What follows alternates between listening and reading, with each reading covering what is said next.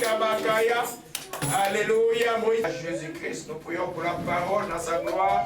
Nous disons, Père Céleste, je bénis ton Saint-Nom. Je suis venu en ce lieu pour t'adorer, pour te louer. Merci d'avoir agréé mes louanges, mon adoration. Rends-moi capable maintenant d'écouter ta parole, de la retenir et qu'elle puisse porter des fruits dans ma vie. Je crois que ta parole est la vérité. Merci encore de bénir ta parole pour moi. Au nom de Jésus-Christ, je t'ai ainsi prié. Amen. Gloire à Jésus-Christ, le Seigneur est bon. Levez-vous dans la joie. L'envoûtement est passé. Alléluia. Gloire à Jésus-Christ. Ah, si les gens pouvaient savoir le temps où nous sommes.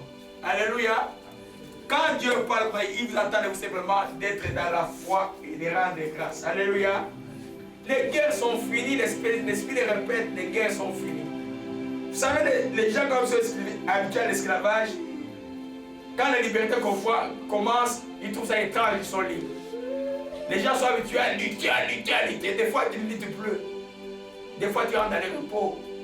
À un moment de ta vie, tu entres dans le repos. Tu vois que ça, c'est encore moi. Ma vie a changé. Alléluia. Dieu est bon. Aujourd'hui, nous sommes beaucoup adressés pour les victimes de Satan, qui Satan attaque les têtes. C'est tout depuis le début de l'année 2010, j'ai beaucoup prié, j'ai beaucoup de noms qui m'arrivent à travers le monde, des gens qui sont attaqués à la tête. Mais Satan échouera toujours. Alléluia. Amen. Gloire. Amen, amen, amen, amen. Gloire à Jésus-Christ.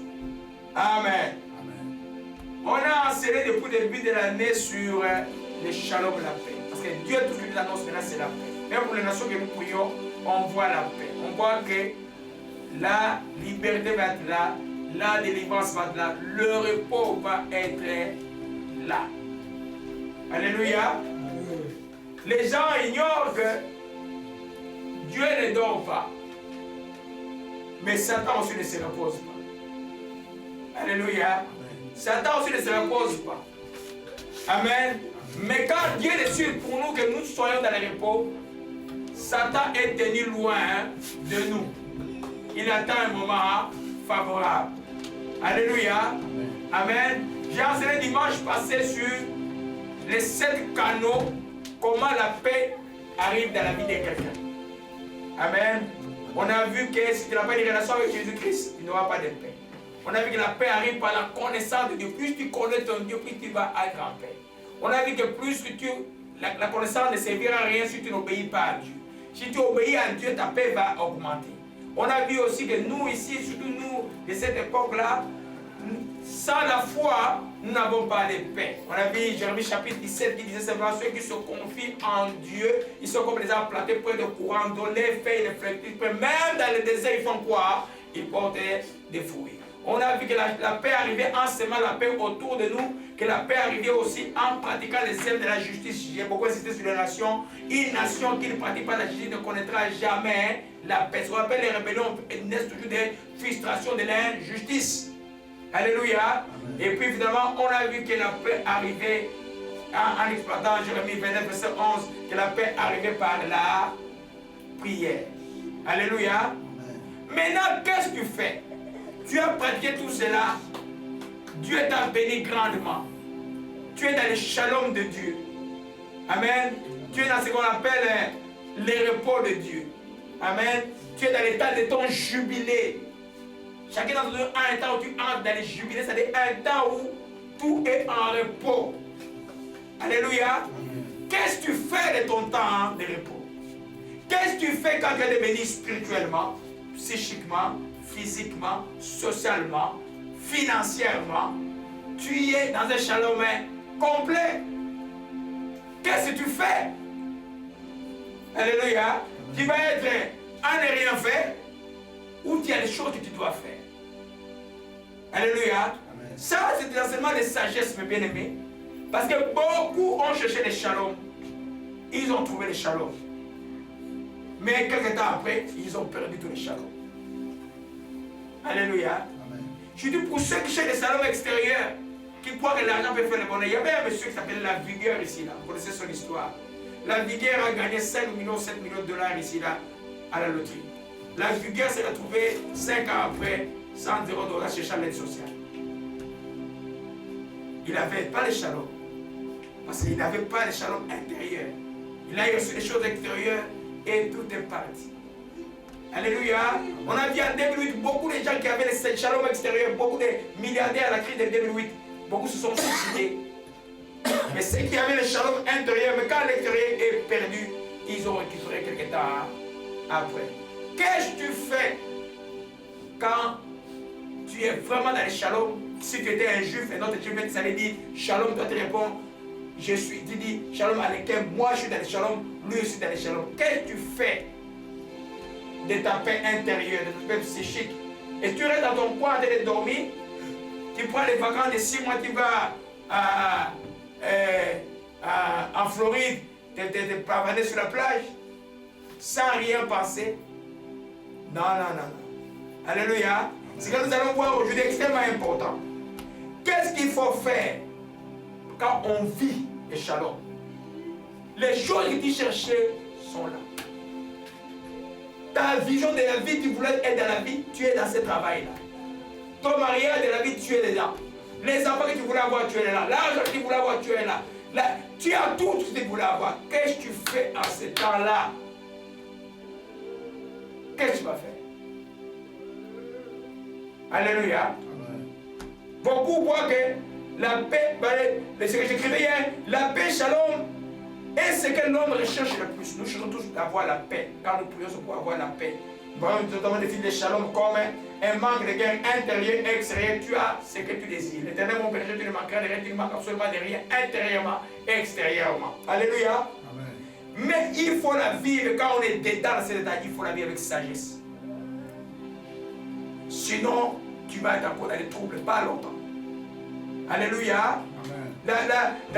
La paix vécue sans sagesse endort. Quand on n'a pas la sagesse, on va s'endormir. Et quand je dis que l'endormissement, la paresse ou la oisiveté va te détruire. Même quand tu es dans la paix totale, il y a quelque chose que tu ne peux pas manquer de faire. Ça s'appelle le travail. Ne parle pas seulement du travail extérieur. Tu dois continuer à travailler pour ton salut. Tu dois continuer à travailler pour ta santé. Tu dois continuer à travailler pour fructifier ce que tu as obtenu pour arriver à ce niveau-là. Alléluia. Amen. Et vous savez que les gens, quand ils parlent des jardins d'Éden, ils croient que Adam et Ève étaient des gens. Je n'ai pas prévu de parler de ça, que l'Esprit me donne tout à l'heure. Que Adam et Ève étaient des gens. Ils s'étaient dit, quand ils rêvent du paradis, quoi, c'est comme c'était dit, ils vont aller avec, je sais pas, 70 vierges et tout ça. Non. Ils croient que le paradis, c'est un lieu de. Non. Il y a un travail. Ici, vous travaillez. Au ciel aussi, vous travaillez. Il y a toujours quelque chose. Les anges, ils travaillent tout le temps. Alléluia. Et regardez ici, là. Genèse chapitre 2. Gloire à Jésus-Christ. À partir du verset 15. L'Éternel prit l'homme, le plaça dans les jardins pour les cultiver et les garder. C'était avant la chute. Quand Dieu a créé l'homme, il a planté, il a dit à l'homme de cultiver les jardins et de les garder. C'est travailler ou pas? Et est-ce qu'ils étaient dans les shalom ou pas? Ils étaient dans les shalom complet. C'est là où nous voulons partir, nous aussi. Alléluia. Amen. Alléluia. Amen. Ils étaient dans les shalom, mais il a planté les jardins pour faire quoi? Pour les cultiver et... Donc il y a des choses que tu dois faire, que moi je dois faire. Quand j'ai la paix, quand j'ai ma victoire, quand je sais que je combattais de la vie, je me retrouve dans ces temps de Dieu là. C'est pas seulement remercier Dieu, mais il y a des choses que tu dois continuer à faire. Alléluia. C'est bon, cette année-là, il y aura beaucoup de choses. Vous allez avoir beaucoup de réponses. Dieu est grand. Alléluia. Amen. Alléluia. Amen. Amen. Alors, la première chose, je disais que la paix est vécue sans sagesse endort, alors que la guerre réveille. C'est dans les combats, tu vois. Quand tu es dans le combat, tu as le temps de dormir. Quand l'ennemi t'attaque, le diable est en train de t'attaquer, tu peux dormir. Mais tu combats, tu es réveillé. Tu tu te gardes comme ça là. Tu te gardes. Mais dans la paix, ils peuvent vivre sans sagesse. Pas de poser peut-être à dormir. Parce que peut-être tu ne vois pas l'ennemi. Mais l'homme ne voit pas son ennemi invisible et il sera toujours là. Il agit par ruse. Il agit aussi par attente aussi. Quand il te voit que le chemin qu'il emprunte là, ce ne semble bon, mais c'est un chemin qui va être. Le diable ne veut pas te déranger. Le diable il voit, il va accumuler l'argent. Laissons-le accumuler l'argent beaucoup. À un moment donné, il va dire, c'est pas moi-même que je me suis acquis ces choses-là. Dieu, il est secondaire. Et je l'ai eu. Alléluia. Il y a toujours un ennemi qui agit. C'est-à-dire que maintenant, quand Dieu t'a béni, et que les choses que tu as désirées, tu les as obtenues, et tu es dans un shalom complet, la toute première des choses qu'il ne faut jamais oublier, il ne faut pas oublier ton Dieu. Ne dis jamais comme Dieu a dit aux enfants d'Israël, et c'est par moi-même que je me suis acquis ces richesses. Il y en a qui disent, moi je suis béni. Quand il dit moi je suis béni, il ne dit pas je suis béni par Dieu, il dit que c'est lui, par ses efforts qu'il est béni. Une question de temps, il va se rendre compte qu'il aura besoin de Dieu. Quand tu as obtenu ce que tu as attendu, la famille que tu voulais avoir, et le travail que tu voulais avoir, les enfants que tu voulais avoir, l'argent que tu voulais avoir, la paix dans ton pays, même au niveau de la nation que vous vouliez avoir. Le temps de paix, c'est un temps, un bon temps, mais spirituellement, c'est un temps dangereux. Il ne faut jamais oublier Dieu. Vous étiez jeunes pour ceux qui sont au Congo, et ceux qui sont nés au Congo après 77, là, ils ont connu le malheur, là. Donc, nous qui étions nés dans les temps 65, là, j'avais 5 ans. Je voyais dire 64 là. Nous on prenait l'avion au Congo là. 64 là. Moi j'ai risqué mon premier accident, c'est l'accident d'avion. Mon papa était député, on a pris l'avion de Léopoldville qui s'appelle Kinshasa jusqu'à Mandingville qui s'appelle les bandes d'aujourd'hui là. Et l'avion, les trains d'atterrissage ne sortaient pas. Il y avait un train de vie qui était merveilleux. Mais les gens avaient oublié totalement Dieu. Jusqu'à ce que un père est arrivé, parti État, et puis on fermait les églises. Les gens étaient, Mobutu était comme un petit dieu. Un makuta valait $2 américains. Mais les gens n'ont pas pu gérer le temps de paix. La première chose qu'ils ont fait, que nous avons fait, nos parents ont fait, parce que moi j'avais 10, 11 ans, je peux dire que je n'étais pas responsable. Surtout moi qui n'ai jamais applaudi Mobutu depuis que j'étais enfant. Ceux qui étaient à l'école secondaire me savent ça. Je n'avais jamais applaudi. Je suis né comme ça. Alléluia. Amen. L'esprit de justice est en moi. Alléluia. Alors nous comprenons que on a perdu beaucoup à cause du manque de sagesse. Ce pays-là qui ont dit oh, il est riche, les gens sont malheureux. C'est une malédiction d'abord d'avoir oublié Dieu. Même dans ta vie individuelle, quand Dieu t'a béni, Dieu t'a fait beaucoup de bien autour de toi. Prends garde de dire que c'est pareil, moi-même, tu oublies ton Dieu. Alléluia. Donc la première chose qu'il faut faire dans les temps de la paix shalom, c'est de ne pas oublier son Dieu. Alléluia. Amen. On n'oublie pas son Dieu comment on continue à faire sa dévotion, on continue à faire sa dévotion personnelle, on continue à lire la Bible, on continue à donner ses dîmes et ses offrandes à Dieu, on continue à faire toutes les choses qu'on faisait pendant qu'on cherchait les chemins pour arriver là. On continue à soigner son entourage, ne pas entourer n'importe qui. Soit quand la richesse arrive, les amis aussi, les formations, tous les autres vendeurs aussi tes amis, parce que vous tous vous avez l'argent. Toi fais attention. Tu commences à dire, dimanche, je dis, oh, moi j'ai un match de golf à 15h, mais moi c'est l'église aussi à 15h. Ah, dis, laisse un peu l'église, mais non, moi je joue au golf. Si on a un contrat à 1 million à gagner encore demain, tu commences à oublier ton Dieu. Alléluia. Moi, le bon fils vérifie que ça doit bien entrer ces choses-là aujourd'hui. Alléluia. Amen. Ouais, alors, après le Deutéronome 28, la première chose qu'il faut faire quand on est béni, quand on est dans les shalom, parce que je sais et je crois qu'en cette année, il y a des grandes bénédictions, on aura beaucoup de surprises ici, là. Le Seigneur est bon, même pour cette église-là. Alléluia. beaucoup de choses arrivent. Le Seigneur est grand. Gloire. Deutéronome 8, verset 10. Ça, c'est Dieu qui parle aux enfants d'Israël. Ils étaient dans le désert, vous savez. Amen. Dieu les a éprouvés à manger qu'une simple nourriture tous les jours, chaque jour du riz. Chaque jour la manne, chaque jour la manne, chaque jour la manne, chaque jour la manne. Comme toi qui manges tous les jours un peu de riz avec tu pendant ce temps-là, tu cherches Dieu, tu cherches Dieu. Mais Dieu te donne toujours la manne. Maintenant, quand ils sont prêts maintenant à aller à Cana, Dieu leur donne des avertissements. Il dit ceci, au verset 10. Là, ils sont à Cana, je vous ai parlé le verset qui est au-dessus, vous allez lire ça à la maison. Amen.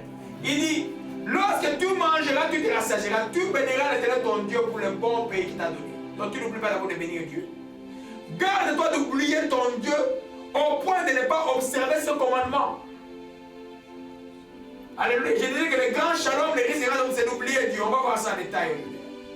Alléluia. Amen. Amen. Je ne vous lâche pas. Quand vous étiez dans le problème, je vous encourage à sortir du problème. Quand vous avez réussi, je ne vous lâche pas. Faites beaucoup de mes amis qui sont dans la partie médicale, ils savent qu'ils ne sont plus sur le chemin de Dieu là pour la plupart. Et comme il y en a qui commencent à dire que la médecine c'est servir Dieu. Non, la médecine c'est pas servir Dieu. C'est ton travail. L'ingénieur qui a inventé l'Internet est aussi mieux que toi le médecin. Hein? Alléluia. Amen. Gloire à Jésus-Christ. Garde-toi d'oublier ton Dieu, de ne pas observer ce commandement, ces ordonnances, ces lois que je te prie. Lorsque tu mangeras, tu te rassasieras. Lorsque tu bâtiras, habiteras de belles maisons. Là, tu verras multiplier ton gros et ton menu bétail. S'augmenter ton argent et ton or.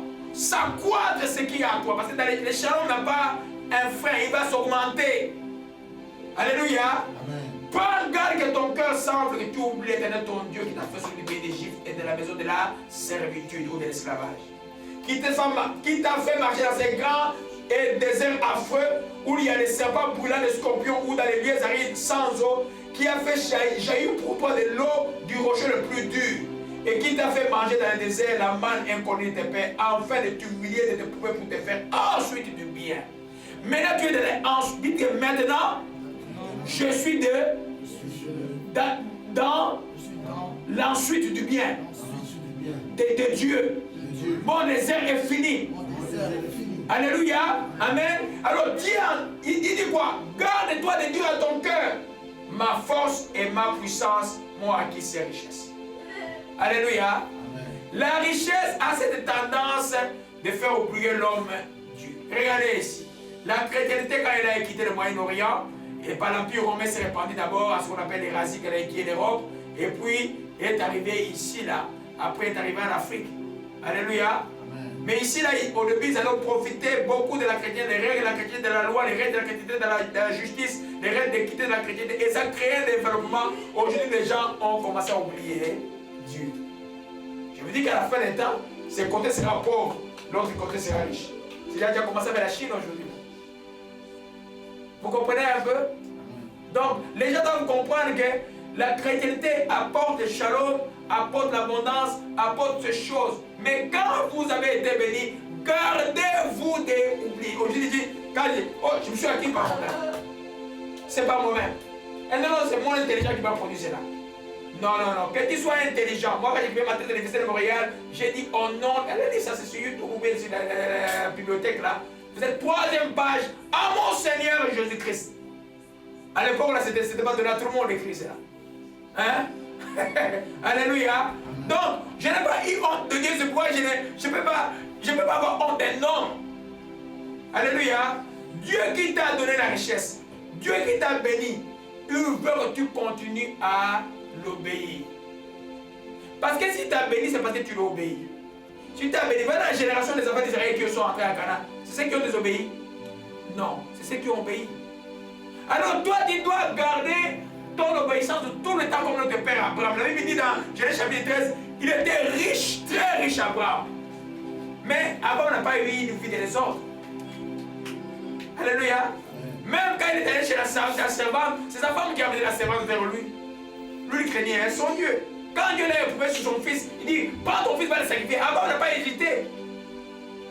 Cela nous fit imputer à justice, comme dit la Bible. Alléluia. Amen. Donc, Ta richesse en toi, ton shalom, que ce soit des shalom, parlons pas seulement de l'argent. Il y en a qui ont un grand shalom physique, donc des gens qui ne sont jamais malades. Qu'est-ce que tu fais de ton corps qui n'est jamais malade? Et c'est tellement obligé d'aller jouer avec les gens partout dans le monde. Qu'est-ce que tu fais de ton corps? C'est une grâce que d'avoir quelqu'un. Il y a des gens qui ne sont jamais malades. C'est une grâce de Dieu. Alléluia. Tu as un shalom que tu ne dois pas gaspiller. Chaque fois il y a un shalom, il y a un risque que ton shalom t'ouvre la porte à l'oubli de Dieu. Si un ami est malade, il ne peut pas imaginer souvent que le malade dans l'hôpital, il croit que lui il est fort, il est en santé, et puis il fait son gym, et puis il fait les choses. Il oublie Dieu. Alléluia. Nous comprenons cela. Donc il ne faut pas oublier ton Dieu. Alléluia. C'est vrai, nous tous nous voulons un royaume de paix. Tout le monde veut la paix. Mais un royaume de paix, un royaume de guerre, spirituellement, qu'est-ce qui va rester éveillé? C'est un royaume de guerre. Mais un royaume de paix, c'est une récompense que Dieu donne. Mais l'homme, dans sa détresse, souvent détruit sa paix. Souvent, c'est l'homme lui-même qui détruit sa bénédiction. Ce n'est jamais Dieu. Souvent, c'est l'homme qui pervertit ce que Dieu lui donne. Alléluia. Gloire à Jésus-Christ. Vous voyez, David était un homme de guerre. Hein? David était un homme de guerre. Il a demandé à Dieu, Seigneur, je vais te construire un temple. Dieu dit non, tu as trop de sang. Tu as trop tué. Ce n'est pas toi qui vas me construire ce temple. Mais c'est ton fils qui viendra après toi. Ce fils s'appelait qui? Salomon. Salomon, quand il est arrivé, les jeunes hommes, quand Dieu l'a visité, il a demandé juste à Dieu la sagesse. Dieu a dit, comme tu demandes seulement la sagesse, je te donne tout le reste. La gloire, la richesse et tout, je te donne tout. Il n'y a pas eu sur la terre de royaume comme celui de Salomon. Il a régné par la paix. Ça ne veut pas dire qu'il ne préparait pas la guerre. Il y avait plein de chars de Jérusalem pour lui. Mais Dieu l'a béni grandement par un grand shalom. C'est le royaume de paix. Alléluia. Mais Salomon, le fils de Dieu, le fils de David, à cause de la paix, il a écrit le livre d'Ecclésiaste. Il a beaucoup de textes de proverbes sont écrits par lui. Et c'était un homme très très sage.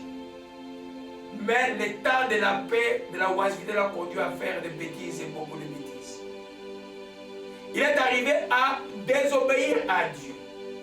Aller épouser les femmes des nations que Dieu avait dit, vous n'épouserez pas ces femmes. Et par ces femmes, Salomon, l'homme le plus béni de Dieu sur la terre, s'est retrouvé idolâtré Kemosh, idolâtré Milcom, idolâtré. Vous connaissez ces gens-là, j'ai déjà enseigné sur ce Dieu-là, c'est le Dieu des Moabites, le Dieu des Ammonites. Ils ont devenu le Dieu étranger, Astarté, et a adoré Baal à cause des femmes qu'il a eues. C'est vrai qu'à l'époque, la polygamie était permise. Mais Dieu n'avait jamais dit à quelqu'un qu'il va avoir 1000 femmes, 1000 concubines. S'il avait la guerre, il n'aurait pas l'état d'avoir 1000 concubines. Parce qu'il avait tout. Alléluia. Amen. Donc, pendant le temps de la paix que nous souhaitons, il ne faut pas, par exemple, je donne un message aux Congolais. Le temps de la paix arrive au Congo là. Ne retournez pas comme au temps de Mobutu. Il y en a qui ont, je trouve que c'était journaliste. Des fois, j'ai toujours le temps de répondre parce que il y en a qui croient que quand on est pasteur, on n'est pas intelligent. On est des grands intellectuels. Il y a des pasteurs qui sont de très très grands intellectuels. En Dieu, il y a des gens très intellectuels, comme il y a des gens qui n'ont pas étudié que Dieu a rendu intellectuel par le Saint-Esprit. Alléluia. Les gens, non, les gens, c'est parce que les gens prient que les choses ne marchent pas. Non. Si les gens ne priaient pas au Congo, demandez à un vrai économiste. Le Congo, là, ce serait de mort. Ce serait détruit totalement. Un pays qui vit, on ne sait pas comment il vit, il n'y a pas d'individualisation, il n'y a même pas. Qu'est-ce qui fait qu'il n'y a pas de guerre, la guerre à tout l'ouest? Est-ce qu'il y a une armée qui peut protéger si les pays environnants décident d'envahir? Il n'y a aucune armée. Alléluia. Amen. Dieu protège. Alléluia. Je m'adresse à toutes les autres nations là. Dieu, votre temps de paix, c'est le temps de s'en donner encore plus à Dieu. Ce n'est pas le temps d'oublier Dieu. Hein? Tu as cherché le mariage, tu as le mariage. Dès que tu es marié après, non. Dès que le bébé sort là, ah non, je vais venir à l'église une année quand le bébé va avoir une année. Oh! Dans la Bible, tu n'as pas vu les gens gêner avec le bébé. Viens avec le bébé juste un mois après. Quand il est permis de sortir, c'est fini. Voilà, deuxième semaine, va voir les médecins pour la visite après l'accouchement. Et puis tu es bon là. Tu viens à l'église dès que tout est bon avec toi. Alléluia. Les gens ne savent pas profiter de la bénédiction. Alléluia. Donc, la première chose, Salomon a oublié de dire, alors, oh, l'Éternel est bon. Nous disons que les reins de Salomon, juste un exemple pour les reins, voyez un peu comment c'était. Alléluia. Je vais juste vous décrypter les richesses de Salomon. 1 roi 10, verset 14. Le poids de l'or arrivé à Salomon chaque année était de 670 talents d'argent. C'est des tonnes. J'ai oublié de vous faire les calculs. Je vais vous donner les calculs après. Outre ce qui retirait des négociations, des trafics des marchands, tous les rois d'Arabie, les gouverneurs des pays, Salomon fut 200 grands boucliers d'or battus, chacun des employés 600 cycles d'or et 300 autres boucliers d'or. Chacun, il employa 3000 d'or. Le roi les mit dans la maison de la forêt de Liban. On continue. Le roi fit un grand trône du voile, il le couvrit d'or. Ce trône avait 6 degrés, la partie supérieure était arrondie par derrière. Il y avait des bras de chaque côté, des lions étaient près des bras, 12 lions et sur les 6 degrés de part et d'autre. Il s'en est rien fait de pareil en aucun royaume. Dans le trône de Salomon, là, il n'y en a pas. C'est pas ce que Bokassa voulait faire en Centrafrique. Alléluia. Amen. Vous voyez, il dit au verset 23, Salomon fut plus grand que tous les rois de la terre par la richesse et la sagesse. Alléluia. Et Salomon, verset 26, Salomon rassemblait les chars de la cavalerie, il avait 1400 chars et 12 000 cavaliers. Il les plaça dans les villes où se tenaient ces chars à Jérusalem et près du roi. Le roi rendit l'argent aussi commun que les pierres. Alléluia. 1 roi 10. Alléluia. Le roi fait quoi? Rendu quoi? L'argent aussi commun que quoi? Les pierres. Alléluia. L'argent que les gens cherchaient, qui est un métal précieux, mais il a rendu aussi commun que les pierres. Les cèdres, qui étaient des arbres précieuses, aussi communs que les sycomores qui croissent à la plaine. Alléluia. Amen. Et vous voyez, toutes ces richesses ont fait que le verset 11, le roi souvent aimant beaucoup les femmes étrangères outre la fille des pharaons, les Moabites, les Ammonites, les Édonites, les Sidoniennes, les Étiennes. Appartenant aux nations de l'Éternel avait dit aux enfants d'Israël, vous n'irez point chez elles ne viendront pas chez vous, elles tourneraient certainement vos cœurs du côté de leur Dieu. C'est à ces nations que s'attacha Salomon qui fut entraîné par l'amour. Il eut 700 princesses pour femmes, 300 concubines.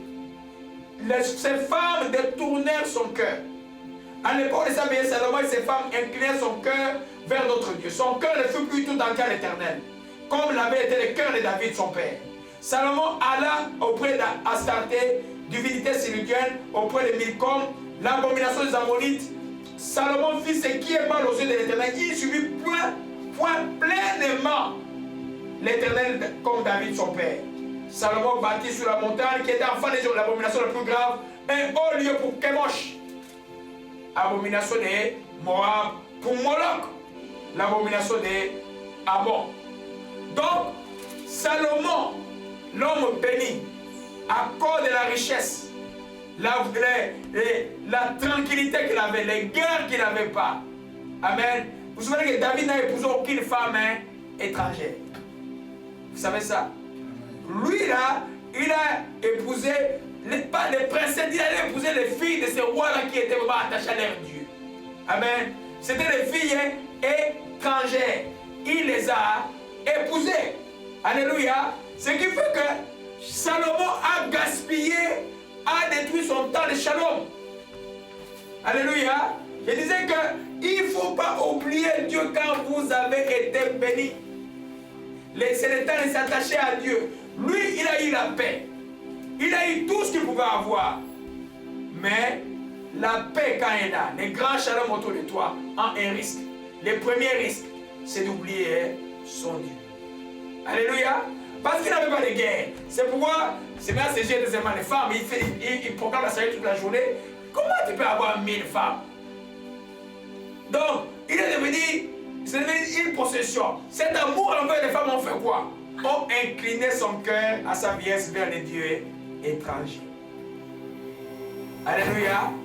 Je suis sûr, même beaucoup de présidents africains, beaucoup de gens là, leur cœur était... Quand tu as une mauvaise femme qui ne craint pas Dieu, ton cœur va détourner. Si tu n'es pas solide, tu vas détourner ton cœur de Dieu. Alléluia. Et Dieu a béni Israël. Et le royaume qui était un seul royaume était divisé en deux à cause de Salomon, fils de David. Parce qu'il n'était pas, la Bible dit qu'il n'était pas, son cœur n'était pas pleinement en Dieu. Dieu veut que ton cœur soit pleinement en lui, pas à demi. Nous comprenons cela? Amen. Voyez bien que, est-ce qu'avoir les richesses comme Salomon avait été mauvais? Non. C'est ce que tout le monde souhaite. Est-ce qu'avoir toute la paix comme Salomon était mauvais? Est-ce que rendre l'argent est devenu aussi commun que la pierre? Est-ce que c'est mauvais? Non. Mais ce qui est mauvais, comme dit Deutéronome 8, verset 10, gardez-vous d'oublier votre Dieu quand vous avez été béni. N'importe quel shalom, que ce soit spirituel, que ce soit psychique, que ce soit physique.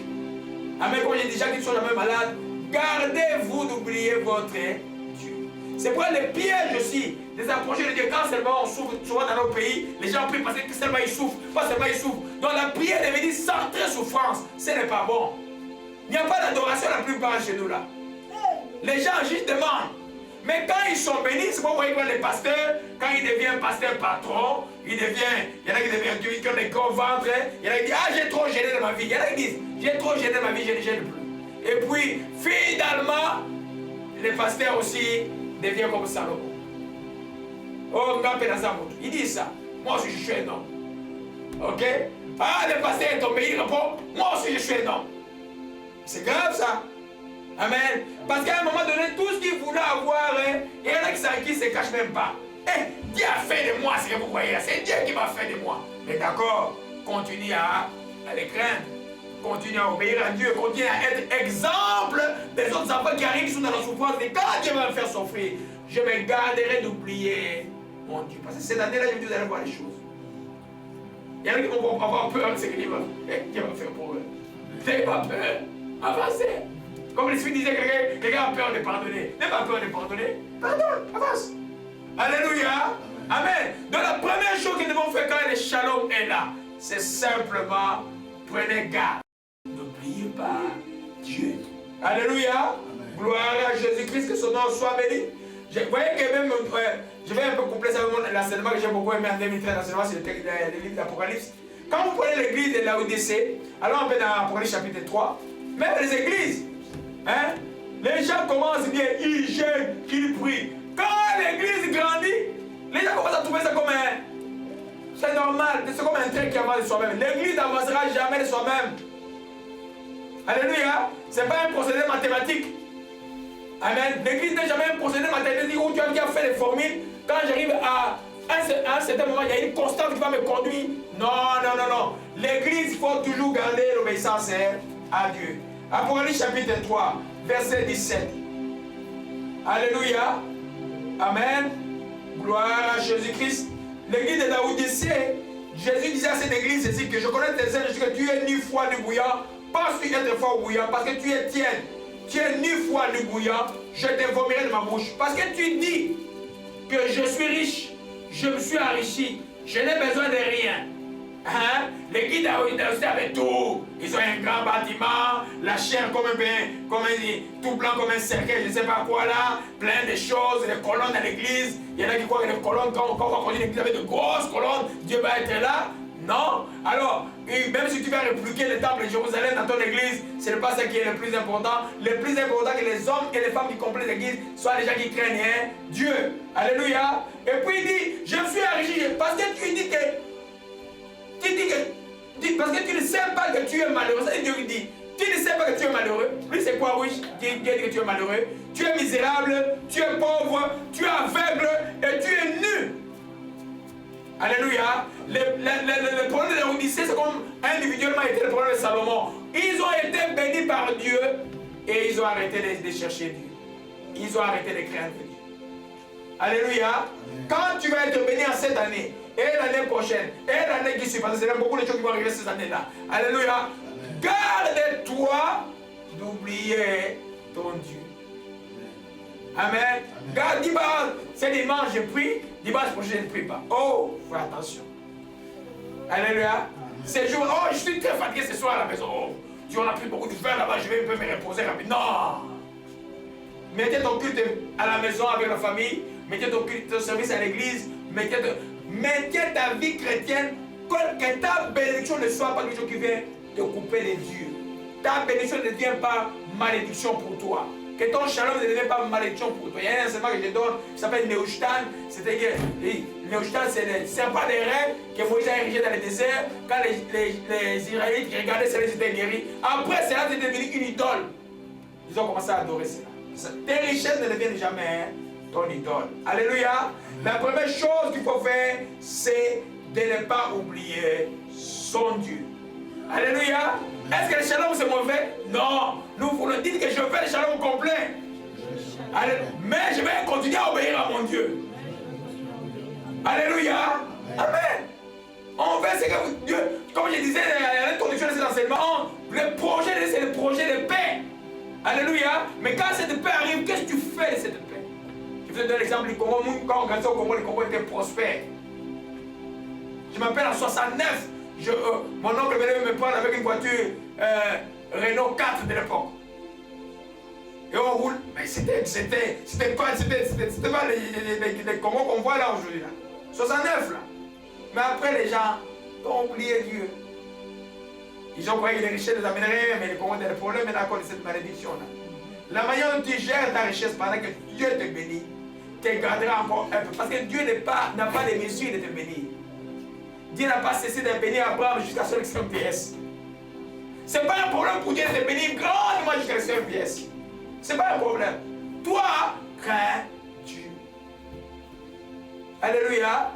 Crains Dieu. Amen.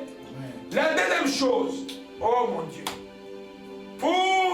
qu'est-ce qu'on fait quand on vit le shalom?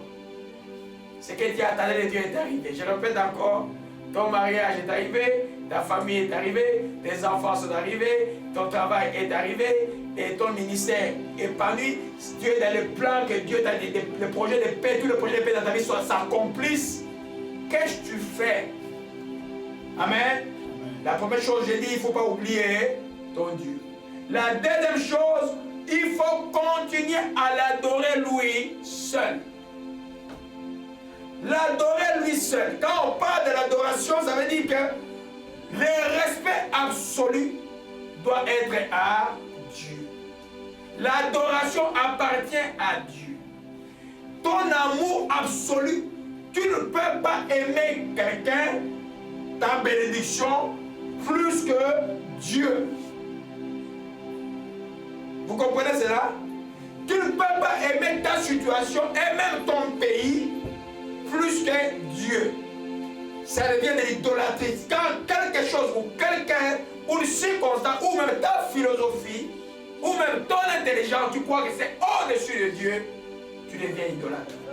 Et souvent cela arrive quand les gens ont un grand shalom. On revient encore sur l'exemple de Salomon. C'est encore du grand shalom. Qui n'a trouvé c'était un grand... S'il avait la guerre, il n'allait pas recourir à starter à Milcom. Il est allé adorer ses dieux. C'est des fois on rit. C'est un enseignement très profond. Je vois ça dans beaucoup de mes amis. Il y en a qui je prie, je pleure. Tu vois, ils sont en train de dévier. Ils ont tenu jusqu'à 52 ans, mais ils commencent à dévier en train des choses qui ne sont pas correctes. Tu me suis, ils savent ça. Alléluia. Amen. Donc, la deuxième chose que tu fais, tu vas continuer à adorer lui seul. Alléluia. Voilà notre Père. Moi, j'aime beaucoup Abraham. Hein? J'aime beaucoup Abraham. C'est notre Père. Je l'aime beaucoup. Alléluia. Amen. Gloire à Jésus-Christ. Je l'aime beaucoup, mais je n'aime pas ses épreuves. Alléluia. Amen. Amen. Amen. Genèse 13 dit ceci. Amen. À verset 2. Abraham était riche en troupeaux, en argent et en or. Alléluia. Il dirigea ses marches jusqu'à midi, jusqu'à Bethel, jusqu'au lieu où était sa tente au commencement entre Bethel et Er, au lieu où était l'autel qu'il avait fait précédemment. Et là, Abraham invoqua le nom de l'Éternel. Il a fait cet hôtel-là avant d'aller en Égypte, le lieu d'adoration de Dieu. Dieu l'a béni grandement. Amen. Au sortir de l'Égypte, il s'est sorti avec beaucoup de présents de Pharaon et beaucoup de choses. Et il est retourné à ce lieu-là. Il n'a pas dit, mais bien, j'ai beaucoup de biens. Il a encore retourné à ce lieu pour faire quoi? Invoquer l'Éternel. Abraham était un adorateur de l'Éternel. Tu ne cesseras pas d'adorer l'Éternel à cause de tes bienfaits. Oh, dimanche, non. Ah, dimanche, on a un culte à 18h, deux cultes. On va avoir un culte à 18h. Non. Avant, je dois aller visiter ma maison là. Je ne veux pas les maçons. Où est-ce que ça non, les maçons qui se construisent ma maison là? Au lieu d'aller au deuxième culte où tu dois servir encore. Parce que là, on va avoir les deux cultes. Il y en a qui vont avoir les deux cultes ici là. Alléluia. Amen. Tu vas continuer à adorer ton Dieu. Je parle à beaucoup de gens ces messages. Quelle que soit la grandeur de ton shalom, quelle que soit la richesse spirituelle, psychique, physique, sociale et nationale que vous allez avoir, continuez à adorer le seul et vrai Dieu. C'est le Dieu d'Abraham, d'Isaac et d'Israël. Il n'y en a pas deux. C'est Yahvé. Continuez à adorer Jésus-Christ. Alléluia. Amen. Continuez à adorer Jésus-Christ. Amen. Revenons encore dans 1 Roi 11, verset 4 à 8, au Shama. Shama est là. Levez-vous dans la joie aujourd'hui. La guerre est finie, la guerre est finie. La guerre est finie, prophète. La guerre est finie. Oh, dites que ma guerre est finie. Alléluia, gloire à Jésus-Christ. Que son nom soit béni. Le temps de la paix. 1 Roi 11, verset 4 à 7. À l'époque de la vieillesse de Salomon, les femmes plutôt inclinaient son cœur vers d'autres dieux. Et son cœur ne fut plus tout entier à l'Éternel, comme l'avait été le cœur de David son père. Alléluia. Amen. Salomon alla après Astarté, divinité sidonienne, après Milcom, l'abomination des Ammonites. Et Salomon fit ce qui est mal aux yeux de l'Éternel. Il suivit pleinement l'Éternel comme David son père. Alors Salomon bâtit sur la montagne en face de Jérusalem. Amen. Comme il y en a aujourd'hui en face même du temple de Dieu. Un haut lieu pour Kemosh, l'abomination de Moab, et pour Moloch, l'abomination des fils d'Amon. Alléluia. Amen. Ça c'est l'homme que Dieu a visité 2 fois qui a fait cela. Et toi ne dis pas que tu es fort. Tu ne suis pas ses principes. Ne dis pas que ça ne m'arrivera pas. Allez, si tu ne fais pas attention. Alléluia. La richesse, le shalom, tout shalom vient avec un risque de te rendre idolâtre. Alléluia. Toi, tu dois continuer toujours à adorer l'Éternel Dieu, ton Père, comme a fait Abraham. Alléluia. Pourquoi que Salomon est arrivé à adorer d'autres dieux? 2 choses. Tu prépares ta vieillesse pendant que tu es jeune. Oh, alléluia.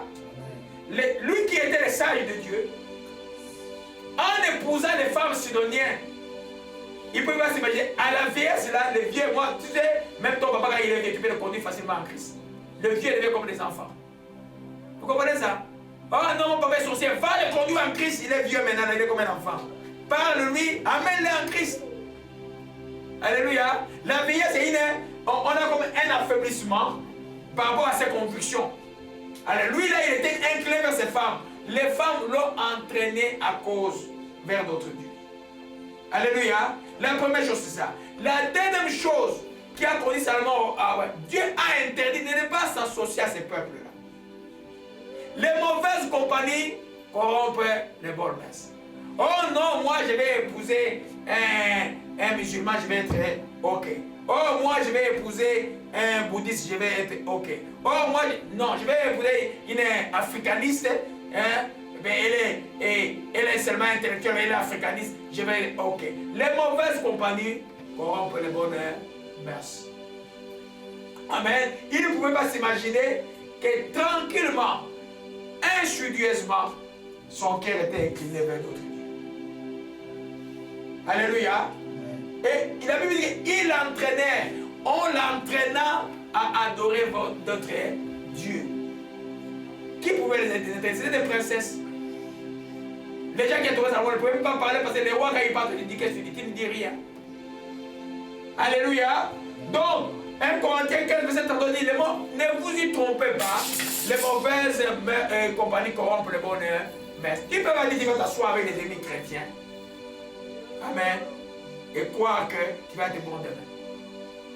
Tu vas t'associer avec les gens qui se disent chrétiens qui ne le sont pas, ou qui sont idolâtres, ou qui sont sorciers, qui se cachent de la chrétienté. Tu vois que tu vas demeurer intègre. Ils vont t'entraîner vers les mauvaises choses. Alléluia. Il est arrivé que les fils de David, le roi bien-aimé, et qui connaissait le grand Shalom, est devenu idolâtre. C'est par lui que la malédiction est entrée dans Israël. Accorder la paix, le Shalom complet. Il ne manquait de rien. Et Salomon manquait de quelque chose. Rien. Alléluia. Donc quand il désirez la paix, mais quand vous vivez votre paix, faites extrêmement attention. Dieu recherche les adorateurs, il n'a pas dit recherche les riches ou les pauvres. Il recherche les hommes qui vont adorer à l'esprit en vrai. Tu peux être riche, un vrai adorateur à Dieu. Tu peux être pauvre, un vrai adorateur de Dieu. Alléluia. Gloire à Jésus-Christ. Ça, c'est la dernière chose que vous allez faire, que nous allons faire quand ces grandes bénédictions arrivent dans nos vies. Alléluia. Gloire à Jésus-Christ. Troisième chose. Alléluia. C'est beaucoup de choses d'enseignement. Qu'est-ce qu'il faut faire quand on a les shalom? C'est le meilleur moment de bâtir. Le meilleur moment, c'est pourquoi je vous ai commencé l'introduction avec le texte de Genèse. Adam de la passé déjà pour cultiver et garder. Il y a un moment tu vas me dire parce que je suis dans les shalom, je me repose. Il ne faut pas être comme la vigueur. Il a eu 5 millions de dollars et puis 5 ans après il était pauvre. Qu'est-ce qui a manqué à la vigueur? La sagesse, il n'a pas pu fructifier ces choses. Vous comprenez un peu? C'est la vigueur, ce nom. Je crois que c'est la vigueur. Je vais chercher sur Internet. C'est la vigueur. Hein? C'était dans les journaux ici dans les années 90. 5 millions, 5 ans après, il est devenu pauvre.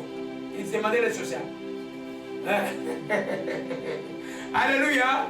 Il faut profiter de la paix pour bâtir. Quand la paix est là, il faut bâtir. Ton intérieur à toi, il faut le bâtir. C'est là où tu vas bâtir sur les rocs. C'est là où tu vas te construire spirituellement. Voyez un peu, les gens, vous savez, quand vous luttez dans la prière, vous ne construisez pas, vous luttez contre les diables. Mais quand vous êtes dans la méditation de la parole de Dieu, dans l'adoration, c'est là où vous vous construisez spirituellement.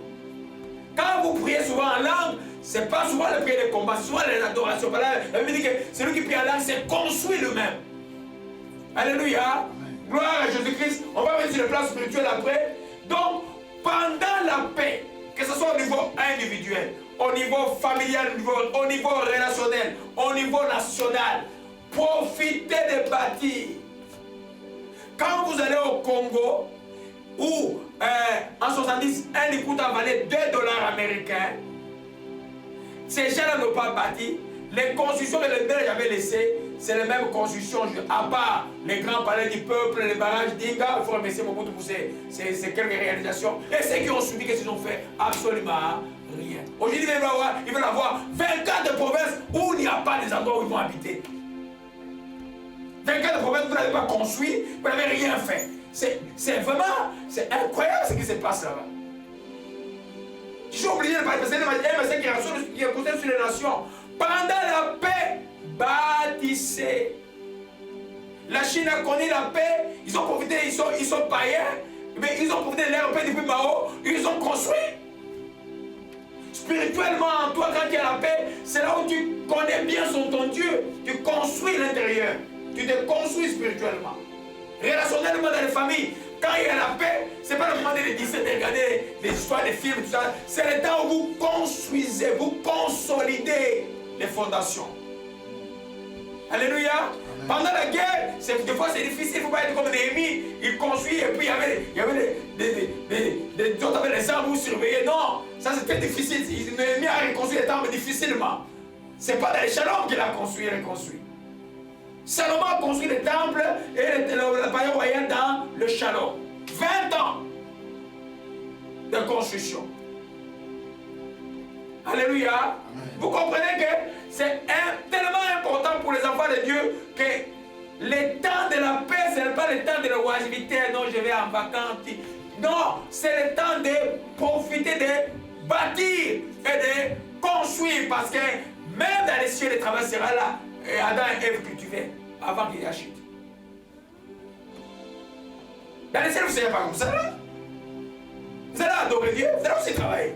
Vous allez faire des choses aussi. Les anges qui se reposent, ils ont des fonctions.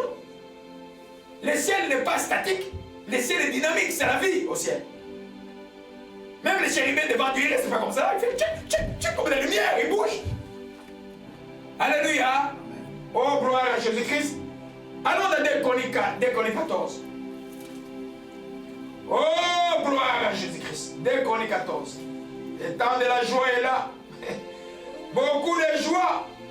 Qu'est-ce qui fait de ton temps les Shalom? Tu ne peux pas te promener dans les magasins le matin jusqu'au soir, là, pour voir quel habit tu vas porter dimanche prochain. Hein? Ton habit, là, les gens ne regardent pas ça. Hein? C'est dans surtout en Europe, là, les gens, il y a des églises où les gens vont, c'est parce que tu as porté le même habit dès dimanche, là, c'est grave. Mais qui te regarde avec ton habit? Qui te regarde? La maison, tu ne regarde pas. Elle ne regarde même pas ce que tu portes. Ce n'est pas important. Alléluia. 2 Chroniques 14. On parle des rois, c'est un roi que j'aime beaucoup. Le roi Asa. Alléluia. Amen. À partir du verset 5. Amen. Il bâtit des villes fortes en Juda car le pays fut tranquille. Amen. Il n'y eut pas de guerre contre lui pendant ces années-là. Parce que l'Éternel lui donna du repos. Il bâtit quoi? Des villes fortes. Parce qu'il n'y a pas eu de guerre contre lui pendant ces temps-là. Parce que l'Éternel lui donna du repos. Il dit à Juda, bâtissons ces villes. Entourons-nous de murs, de tours, de portes, de barres. Le pays est encore devant nous. Car nous avons recherché l'Éternel notre Dieu. Nous l'avons recherché. Il nous a donné du repos de tous côtés. Il bâtirent donc, et ce qui suit dit quoi? Et ils réussirent. Ils bâtirent et font quoi? Ils réussissent parce que c'est le temps de paix. Alléluia. Au niveau individuel, c'est la même chose.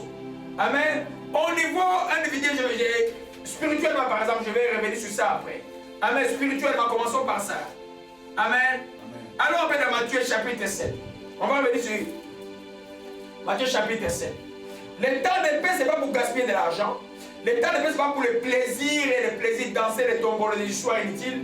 Amen. Ou les gens, comme les gens dansaient à l'époque de Mobutu au Congo. Le temps de paix, c'est pour bâtir.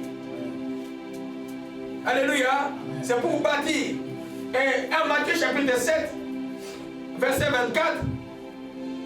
Amen.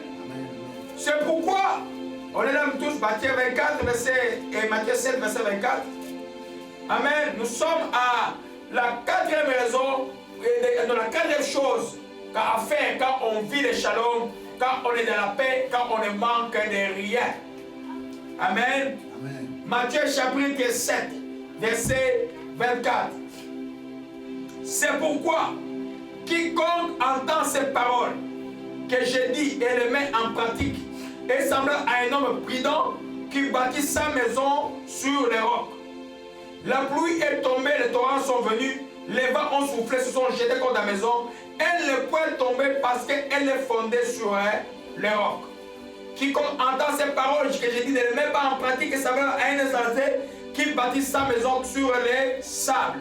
La pluie est tombée, les torrents sont venus, les vents ont soufflé, ont battu cette maison. Elle est tombée, sa ruine a été grave. Alléluia. Amen. Quand est-ce que tu bâtis ta maison sur les rocs? Quand est-ce que tu te construis spirituellement? C'est quand tu es en paix. Vous savez, la prière s'entend avec quelque comment, ah, j'ai pris pour mon voyage, ah, j'ai pris pour le mariage, ah, j'ai pris pour la santé. Papa, à un moment donné, votre lecture de la Bible devient biaisée. C'est-à-dire que c'est détourné vers le... C'est pas mauvais. C'est juste pour avoir la foi spécifique par rapport à ce que vous obtenez. Mais les autres champs de votre vie sont vides. Quand vous avez tout, vous cherchez Dieu d'une manière, Dieu, je dirais un peu, désintéressée. C'est-à-dire vous voulez connaître votre Dieu. Vous avez tout, vous rentrez à la maison, vous lisez la Bible pour connaître Dieu. Pas seulement pour qu'il vous donne, ce qui n'est pas mauvais. Alléluia. Amen. Là, pendant la paix, c'est là qu'il s'est fait. Et demain, quand l'ennemi va vouloir venir vers vous, vous allez lui résister avec la foi. Mais si tu ne bâtis pas, tu ne lis pas la parole pendant que tu es en paix, quand l'ennemi va venir, tu n'auras pas la foi de lui résister. Parce que la foi, comme j'ai toujours dit, on la ramasse pas dans la rue. La foi, c'est quoi? C'est qu'on entend bien la parole de Dieu. Imaginez-vous, tu es troublé. Tu es en guerre, tu es troublé. Et si tu as même le temps de s'asseoir d'écouter la Bible, il y en a qui ne savent pas.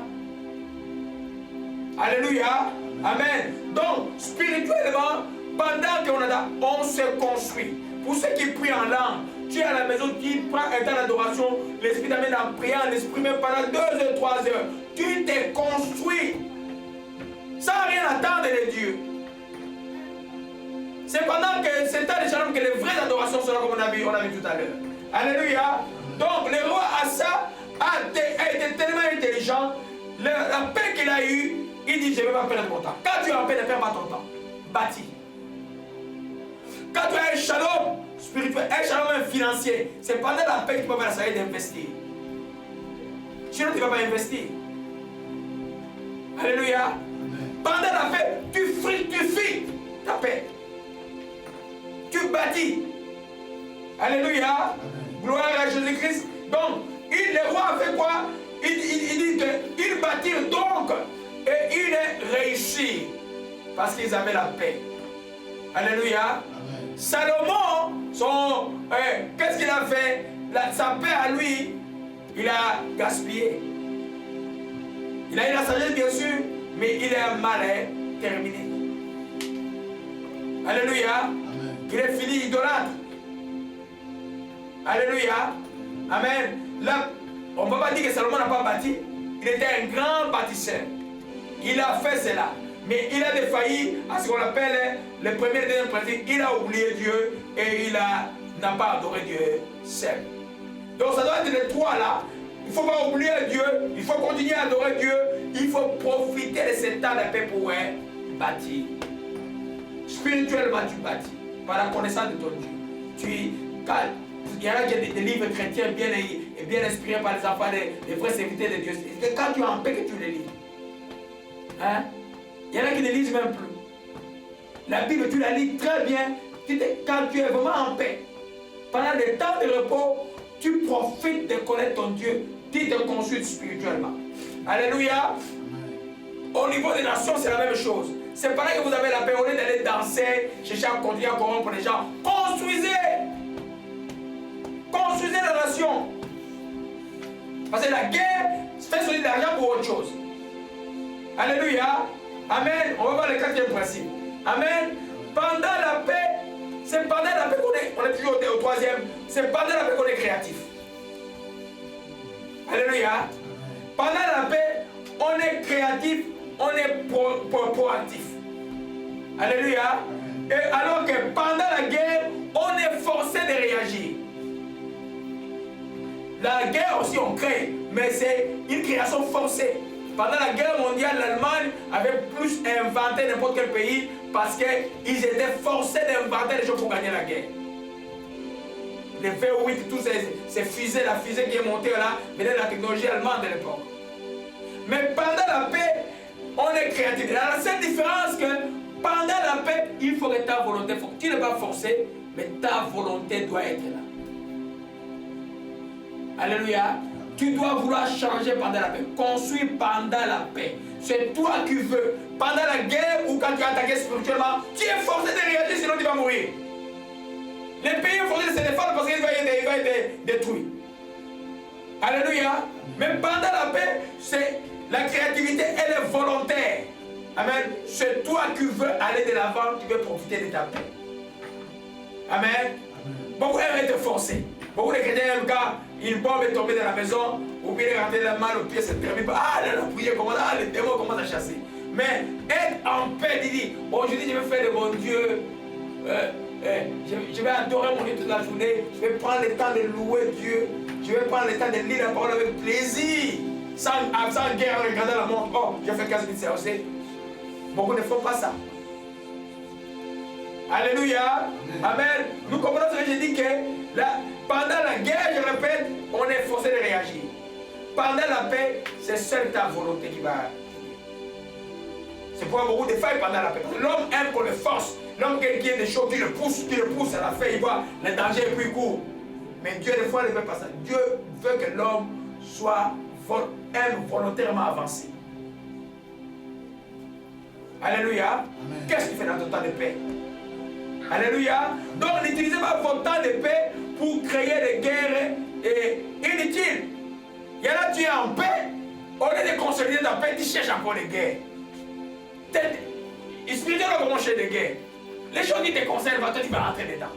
Les choses qui concernent la voisine, tu vas rentrer dedans. Les choses qui appartiennent à l'autre, toi, tu vas jeter ton cœur dedans. Amen. Tu vas prendre les choses qui ne te concernent pas, comportage à gauche, à droite, mais tu ne consolides pas ta paix. Amen. Quand tu as gagné beaucoup de combats, que Dieu t'a béni, et assois-toi, sache comment profiter de ta paix. Alléluia. Ne cherche pas d'autres guerres. Alléluia. Vous savez qu'en Israël, il y avait une histoire dans 1 roi, je crois 2 rois 14, je vais vous parler de ça rapidement. Alléluia. Et gloire à Jésus-Christ. Un roi d'Israël qui s'appelait Amantia. 2 rois 14. Alléluia. Amantia était roi de Juda. Il a gagné une grande guerre contre les Édomites. Au verset 7, 2 rois 14, verset. Il bâtit 10 000 Édomites dans la vallée du Seine. Durant la guerre, il prit cela. Il appela Jokel, nom qu'il a conservé jusqu'à ce jour. Alors Amantia a envoyé des messagers à Joas, fils de Jokaz, fils de Jéhu, roi d'Israël, pour lui dire, viens, envoyons-nous en face. Dans les termes de l'époque, ça veut dire, battons-nous. Joas, roi d'Israël, dit à Amantia, roi de Juda, l'épine du Liban envoya dire au cèdre du Liban, donne ta fille pour faire mon fils. Les bêtes sauvages qui sont au Liban passèrent et foulèrent l'épine. Il a parlé par parabole. Il dit, une épine du Liban envoyée dire au cèdre. L'épine va parler à un arbre, un grand arbre. Donne-moi ta fille en mariage. Et puis, les bêtes sauvages qui sont du Liban passèrent, voulaient l'épine. Au verset 10, Dieu a bâti les Édomites. Ton cœur s'élève. Jouis de ta gloire. Reste chez toi. Pourquoi t'engager dans une entreprise malheureuse qui amènerait à la ruine et celle de Juda? Amantia a gagné la guerre contre les Édomites. Amantia avait la victoire, il avait le shalom. Au lieu de jouir de sa paix, il va chercher les problèmes à côté. Alléluia. Spirituellement chrétien, occupe-toi de tes histoires. Ne t'occupe pas des histoires des autres. Si c'est de prier pour eux, si Dieu te compris de le faire. Alléluia. Amen. Alors, là vous voyez que c'est les gens qui, le temps de paix d'Amantia prend son temps de paix, au lieu de consolider son temps de paix, il va chercher encore une autre guerre. Dans le temps de paix, il y en a qui sont dans le temps de paix qui croient vraiment que quand on est dans le paix, on peut se permettre d'attaquer tous les autres autour. Vous allez voir même, à la fin, les choses vont beaucoup tourner d'ici 2, 3, 4 ans. Les pays qui se croyaient grands là, qui faisaient des guerres partout, ils vont se trouver dans une situation très très compliquée. Vous allez le voir. Dieu ne peut pas accepter 12 millions de morts dans ce pays à cause d'un pays que ce pays-là a aidé, à cause des crimes qui sont commis dans leur propre pays. Je vais parler du Rwanda. Dieu ne peut pas. Dieu parle, travaille toujours lentement. Vous comprenez un peu? Quand tu as dans ton temps de paix, nationalement, spirituellement, familialement, consolide, ne cherche pas les guerres à gauche et à droite. Alléluia. Amen. Ce qui fait que Amantia a été battu par les rois d'Israël et chacun en allant dans sa tente, donc honteusement. Alléluia. Gloire à Jésus-Christ. Donc, il faut... le repos ne suffit pas les manques de travail. Pendant ton temps de repos, il faut continuer à travailler. Alléluia. Amen. Quand on parle de travail, la Bible dit de travailler à votre salut. Ce n'est pas seulement par quand l'ennemi vous attaque. Tous les jours, nous travaillons à notre salut. Par l'obéissance de la parole de Dieu. Par la lecture de la parole de Dieu. Le renouvellement de notre connaissance. Nous travaillons à notre salut. Alléluia. Ce qu'on appelle le salut de l'âme, ce n'est pas quelque chose qui s'arrête, c'est quelque chose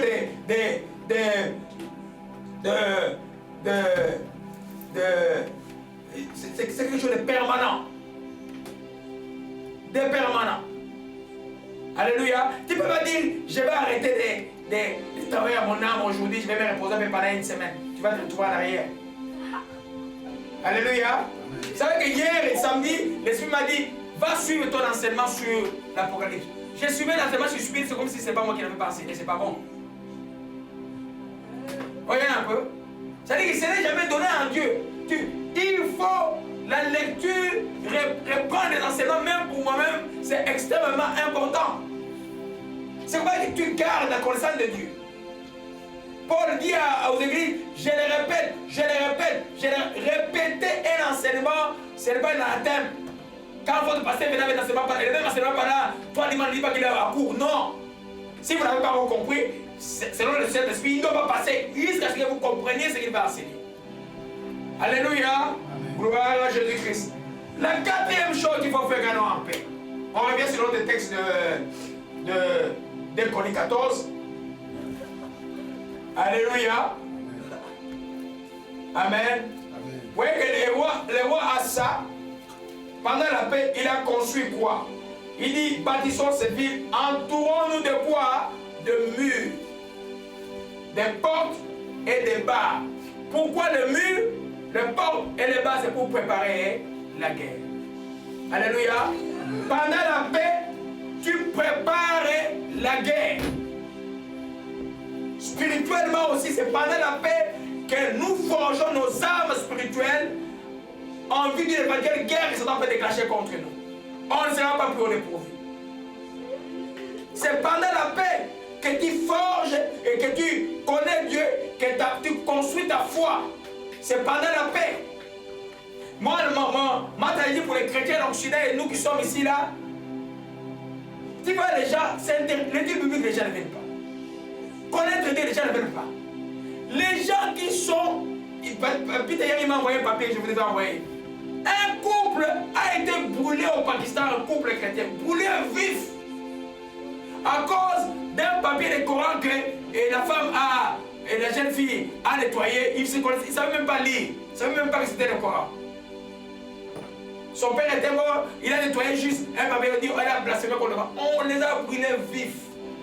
Donc il y a des chrétiens pour prier passent des moments très difficiles. Pour lire la Bible, il faut se cacher pour lire la Bible. Une petite feuille de la Bible, peut-être qu'il n'y a que juste le Nouveau Testament, qui les lit, il les relit. Mais toi ici, la Bible, tu ne lis pas, mes bien-aimés. L'église, vous ne prenez pas très au sérieux. Alléluia. Même les morts, les gens qui sont morts, qui sont revenus, vous avez dit que c'est important dans l'assemblée, là, quand l'église commence. Je vais vous parler comme votre frère. Il faut être là au début. Pose-toi la question, pourquoi tu n'arrives pas en retard à ton école, à l'université? Qui arrive à son cours en retard? Qui arrive à son travail en retard? Et pourquoi vous arrivez à l'église en retard? Vous comprenez un peu? Il peut avoir une raison. Mais si c'est une habitude, c'est pas bon. Quand j'ai regardé cette image, j'avais des pleurs hier. Les gens ont été brûlés vifs à cause de Jésus. Un couple, j'ai oublié le papier Peter qui m'a envoyé. C'est très triste. Il y a des gens pour prier, pour lire la Bible, ils doivent se cacher, faire des études bibliques en cachette. Ces gens-là quittent là-bas, ils sont là en train d'écouter la bonne nouvelle. Mais toi, tu es à l'Occident.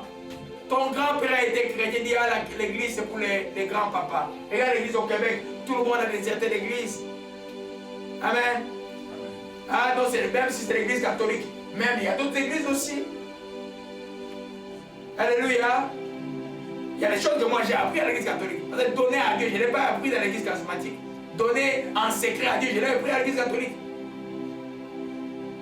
Voyez un peu? Quand j'étais enfant, si le prêtre, j'entendais que la partie où le prêtre ouvre la Bible, et puis j'écoutais très bien, ça m'intéressait beaucoup la partie où le prêtre me lisait la Bible. Donc Dieu me préparait. Alléluia. Donc, vous préparez votre guerre. La paix ici a endormi les gens. Maintenant, on a des problèmes des gens qui vont avec les fausses religions ici. On n'a pas de réponse. La laïcité ne peut pas répondre à l'islam. C'est juste la vraie chrétienté en Jésus-Christ qui peut répondre à l'islam. Vous comprenez un peu? Celui qui connaît la Bible peut discuter avec tous les imams, ils vont fermer la bouche. Mais toi, tu ne connais même pas la Bible, tu vas discuter de quoi? Quand on va dire, pourquoi tu dis Jésus est fils de Dieu, toi tu vas répondre de quoi? Oh non, il est fils de Dieu. Non, tu dois pouvoir prouver qu'est-ce que tu appelles fils de Dieu. Mais si tu ne sais pas la parole qui a été faite de chair, que la parole ne peut pas être divisée de l'homme, la parole de l'homme c'est l'homme, que Jésus est Dieu. Tu ne peux pas défendre la doctrine chrétienne. Alléluia. Oh mes bien-aimés, ça m'a fait pas l'image de comment nos frères sont en train de souffrir ailleurs. Ça fait très très mal au cœur. Nous qui sommes ici, profitons de notre paix pour connaître encore plus notre Dieu. Profitons de notre paix pour asseoir notre relation avec Dieu. C'est quoi Dieu veut nous envoyer encore là-bas pour aller les soutenir. Alléluia. Gloire à Jésus-Christ. Donc, la paix est là pour préparer la guerre. Amen. Fermez les portes. Et comme disait le roi, entourons-nous le mur. Pendant qu'on est en paix, on se ceinture de ce qui est de Dieu pour que l'ennemi n'entre pas. C'est le même symbolisme que Jésus emploie en parlant de délivrance. Si on chasse un démon, quand il revient, il trouve la maison est ornée, balayée. Il va chercher 7 démons plus forts. Mais si toi tu es en Christ, même les 7 démons, même les 27 démons, même les 1000 démons qui viendront, ils n'entreront pas. Tu fais ça pendant que tu es en paix parce que tu as été délivré. Alléluia. Donc la délivrance ne termine pas à une prière. Après la délivrance, il faut que tu sois construit, il faut que tu bâtisses le mur pour que ces forces ne reviennent pas en toi. On a une histoire d'une famille qui est proche de la maison de prière qui a été éprouvée, le papa est mort. Le deuxième de la famille qui a commencé à prier ce docteur Ngala, c'est Kinshasa. Il était chrétien. Mais tranquillement, la pointage avec ceux qui sont dans la famille, qui sont dans les choses occultes, c'est lui qui est devenu l'héritier social aujourd'hui. C'est les chrétiens qui est devenu l'héritier social. Ceux qui n'étaient pas chrétiens sont devenus chrétiens. Pendant ta paix, quand tu es délivré, construis le mur autour de toi. Empêche l'ennemi d'entrer en toi. Pratiquement, ça veut dire quoi? Gloire à Jésus-Christ. Il y a une expression même du monde en latin qui a fait le latin. Ici, moi je fais le latin. Si vis pacem parabellum. Qui connaît ça? Si vis pacem parabellum. Si tu veux la paix, prépare la guerre. C'est que toutes les nations appellent ça. Tous les généraux ici vont te dire ça. Hein, c'est les généraux romains qui ont inventé ça. Si tu veux la paix, prépare la guerre. Même Salomon, il y avait 14 000 chars. Il était en paix, mais il y avait des chars à Jérusalem. Les gens ignorent que Salomon dominait toute la région. Alléluia. Amen. Nous comprenons cela. Donc, c'est maintenant que tu es délivré que tu connais Dieu, tu forges ta foi pour que demain l'ennemi ne joue plus avec toi. Il faut te fatiguer. Aujourd'hui, Satan te tient. Demain, tu es libéré. Non. À un moment, il faut marcher en vrai général. Tu marches et l'ennemi fuit loin. Alléluia. Amen. Je me souviens des temps là où j'avais les combattants autour de moi. On allait des endroits, il y avait un fameux un homme occulte qui était dans la comité ici qui déviait beaucoup de gens. Il était dans une salle dans ce deuil-là. On a fait 3 tours de la bois en prière. Quand on est entré, on l'a vu en face. On a salué, il a tremblé. Le fameux millionnaire là qui est déjà mort. Il a tremblé. Et puis devant, il appelle le pasteur, il dit mais les gens que j'ai vus là sont pris avec toi. Parce qu'il avait déjà travaillé le pasteur. Vous comprenez un peu? Vous là, vous êtes plus fort que les diables. Toi là, tu es plus fort que les démons. Alléluia. C'est ce que j'enseigne là, que pendant que tu es délivré, prépare-toi à la prochaine guerre. C'est-à-dire que sois victorieux, arme-toi. Quand l'ennemi vient t'attaquer, il trouve que tout est en ordre. Il va venir chez toi. Non.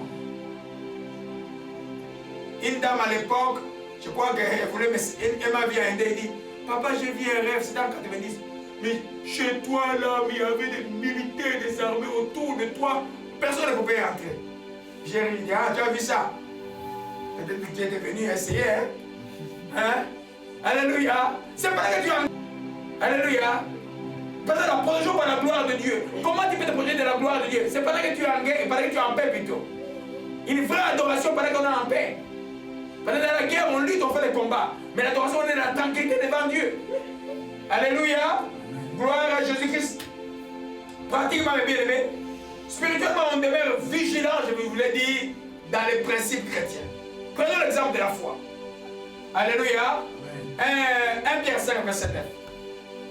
Prenons l'exemple de la foi. Comment je me prépare, comment la foi se développe plus facilement. Comment les âmes se développent plus facilement dans ton moment de shalom. Tu ne peux pas baisser parce que tu n'as plus de besoin. Voyez un peu, nous exerçons la foi, ça où il y a un manque, n'est-ce pas? Alléluia. Mais imaginez maintenant que tu as tout ce que tu désirais avoir. Comment tu vas construire ta foi? Amen. Comment tu vas exercer ta foi? Tu as tout. Alléluia. C'est seulement en lisant, en méditant la parole. Prenons un peu de Pierre 3 rapidement. Lavez-vous dans la joie aujourd'hui. Les blés sont là. Les blés sont là dans la paix. Gloire à Jésus-Christ. Fire, fire, fire. Oh, je m'excuse. 1 Pierre... non. Prenons d'abord 1 Pierre 5, verset 9. On va revenir à 1 Pierre 3. Oh, gloire à Jésus-Christ. Amen. C'est vite passé le temps. Alléluia. Amen. Au verset 8, soyez sobres, veillez. Votre adversaire le diable rôde comme un lion cherchant qui il est dévorera. Résistez-le avec une foi ferme, sans que les mêmes souffrances sont imposées à vos frères dans le monde. Amen. On résiste au diable avec quoi? Une foi ferme. Alléluia. Comment tu fais pour bâtir tes murs? Comment tu fais pour bâtir ta foi pendant que tu es dans la paix? Alléluia. Pendant la paix, il n'y a pas un meilleur moment de méditer la parole que quand on est dans la paix. Quand la foi, Romains 10, verset 17 dit, vient de ce qu'on entend vient de la parole de Dieu. Pendant que tu es en paix, toi qui forges ta foi, tu construis sur le roc. C'est pendant que tu es dans la paix. Parce que lui, son rôle, c'est quoi? Il cherche qui il dévorera. Quand tu es fort dans la foi, il ne viendra pas. Alléluia. Il va tenter, mais tu vas nous résister. Mais la manière, le meilleur moment pour nous, enfants de Dieu, de construire ce que j'appelle la racine de la foi, c'est-à-dire par la parole de Dieu pendant qu'on est en paix. Le meilleur moment d'exercer notre foi, c'est pendant qu'on est en guerre. Nous comprenons cela? Amen. Quand je suis en paix, que je lis la parole, que je médite la parole, sans me rendre compte, je suis en train de construire sur mon roc. Alléluia. Amen. Je vais diriger mes murs. Quand l'ennemi cherchera à revenir vers moi, je vais exercer la foi que j'ai bâtie, que je construis. Que je laisse s'enraciner en moi pendant que j'étais en paix. C'est-à-dire, le temps de paix, ce n'est pas le temps de dormir. Vous savez qu'on croit que le meilleur exercice chrétien, c'est la prière. Non. Le meilleur exercice chrétien, c'est de lire et méditer la parole de Dieu. Ce n'est pas la prière. La prière ne sera pas efficace si tu ne médites pas la parole de Dieu. Alléluia. Tu n'auras pas aussi de victoire si tu ne médites pas la parole de Dieu. Pendant que tu es en paix, lis et médite la parole de Dieu. Alléluia. Gloire à Jésus-Christ.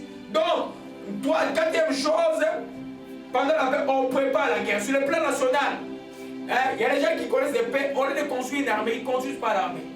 Mais si votre pays n'a pas une armée, les pays voisins vont jouer avec vous. Alléluia. Même une maison familiale qui ne construit pas son armée, donc une maison qui ne prie pas, l'ennemi va jouer avec vous. Alléluia. Amen. Même une église là, qui ne construit pas son armée, les gens ne sont pas en prière à l'église, l'ennemi va jouer avec vous. On a vu des pasteurs envoûtés, ça ne veut plus quoi dire. On a vu des pasteurs qui étaient bons hier et puis viennent à la chair, ils commencent à dire n'importe quoi. Une fois, j'étais à une évangelisation de 98, je crois, Henri Hinn qui était ici.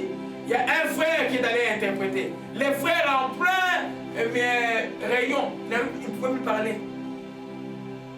À la pause, je lui ai demandé, mes frères, à la fin, toi tu avais gêné? Oh non, dis-toi. Tu pries où? Toi tu venais interpréter quoi? C'est connaître l'anglais? C'est venir interpréter les gars, il y a l'onction de Dieu. Et ce jour-là, il y avait une femme de Satan qui était convertie dans la salle. Et puis, lui, la bouche était fermée. Le prédicateur était obligé de donner un chiffre derrière le dos. Vous comprenez un peu? Alléluia. Pendant la paix, tu construis la guerre. C'est là où tu assois les principes chrétiens. C'est là où tu assois la connaissance de la parole de Dieu. C'est pendant que tu es en paix. Pendant la guerre, tu l'exerces. Alléluia. La parole de Dieu, pendant la paix, je dirais, une parole que Dieu me donne, c'est un miel pour notre cœur. Mais pendant la guerre, c'est le paix que nous exerçons contre l'ennemi. Vous vous souvenez de l'Apocalypse? Quand Jean a eu la parole, dedans, c'était quoi? C'était comme du miel. Alléluia. C'est pendant la paix. Alors, pendant la guerre, tu exerces ce que tu as dedans. Si tu n'as rien dedans, qu'est-ce que tu vas exercer? Tu vas appeler le pasteur, Dieu faut que le pasteur n'est pas là. Tu fais quoi? Hein? Alléluia. Gloire à Jésus-Christ. Amen. Amen. Cinquième principe. Qu'est-ce qu'on fait quand on est dans la paix totale? Ne vous satisfaisez pas de votre paix. Il faut toujours chercher à augmenter votre shalom.